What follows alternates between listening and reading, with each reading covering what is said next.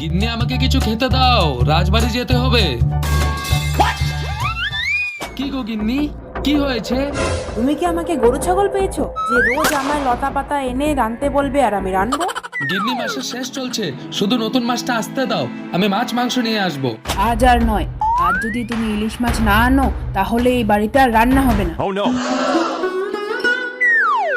ঠিক আছে, দেখি কি করা যায়।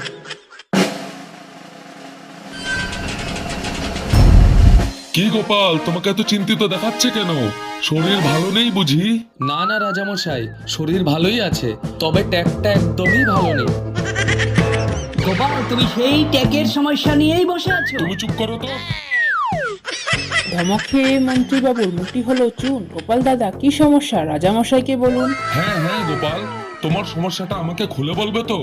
রাজামশাই, অনেকদিন ধরে ইলিশ খাওয়া হয়নি বলে আমার গিন্নি মুখ ভার করে আছে, কিন্তু ইলিশ কেনার মতো আমার কাছে মোহর নেই। তাহলে এই ব্যাপারে আমি কি করতে পারি? রাজামশাই, আপনি যদি 5টা মোহর অগ্রিম বেতন হিসেবে মঞ্জুর করতে পারেন তাহলে আমি আমার গিন্নির মুখে হাসি ফোটাতে পারি।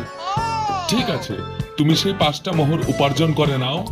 তবে রাজামশাই, আপনি আমাকে বলুন সেই 5টা মোহর আমি কিভাবে উপার্জন করতে পারি, ব্যাপারটা খুবই জরুরি। খুবই সোজা গোপাল, শুধু তুমি আমাকে একটা চড় মারো, আমি তোমাকে 5টা মোহর দেব।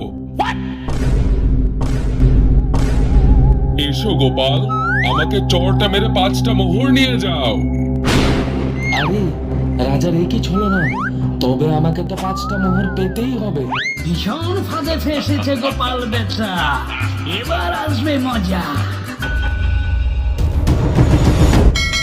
পেয়ে গেছি।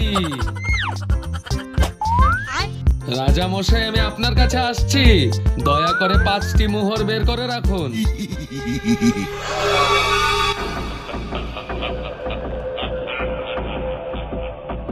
রাজামশাই সাবধান, আমি এখনই চোর মারছি। গোপাল বেটা এ কি করছে? দিন, এবার আমাকে 5টি মোহর দিন, আমি রাজাকেই যে চোর মারলাম। এই কি মন্ত্রী গোপালকে আমার সাথে মশকরা করছে? না না রাজামশাই, ও পাগল হয়ে গেছে, ও নিজেকে রাজা মনে করছে। আমি নিজেকে রাজা মনে করছি না, রাজামশাই নিজেই আমাদের সবাইকে রাজা মনে করেন। গোপাল, আমি কখন সবাইকে রাজা মনে করেছিলাম? খুলে বলো। রাজামশাই, আপনি সেই ঘটনার কথা মনে করুন যে ঘটনায় এক ইংরেজ সাহেব এই রাজসভায় আপনার পাশে দাঁড়িয়ে থাকা মানুষটিকে এক চর মেরেছিল। কিছু একটা মনে পড়ছে। কি মন্ত্রী, এই ইংরেজ সাহেবের এখানে আসার কারণ কি? বলো সাহেব, তুমি কেন এখানে এসেছো তা রাজামশাইকে জানাও। ইয়োর ম্যাজেস্টি, আপনার রাজ্যের পশ্চিম দিকে সে বিশাল জমিটা আমাদের কোম্পানি বাহাদুর কিনতে চান। আপনি হাই প্রাইস পাবেন, অনেক টাকা পাবেন। অসম্ভব রাজামশাই, ওই জমিতে আমাদের বছরের ধান হয়, ওই জমিটা কোনো মতেই দেওয়া যাবে না। না না, আমাদের কোম্পানি বাহাদুরের বড় সাহেব ওই জমিটাই পছন্দ করেছে, আমরা ওই জমিটাই কিনবো। তোমাদের কোম্পানি বাহাদুর আমাদের কৃষ্ণনগরকে মগের মূল্য এই, পেয়েছে নাকি? চুপ কর।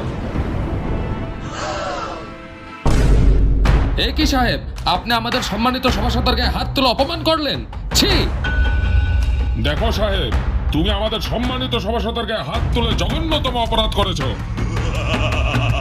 আমার সভাসদকে চোর মারা মানে আমাকে চোর মারা, যা ভীষণ অপমানজনক। তুমি ভালো ভালো বেরিয়ে যাও। রাজামশাইয়ের বুঝি হয়ে গেল ঘটনাটা মনে করা। আমাদেরকে মারা মানেই রাজাকেই মারা।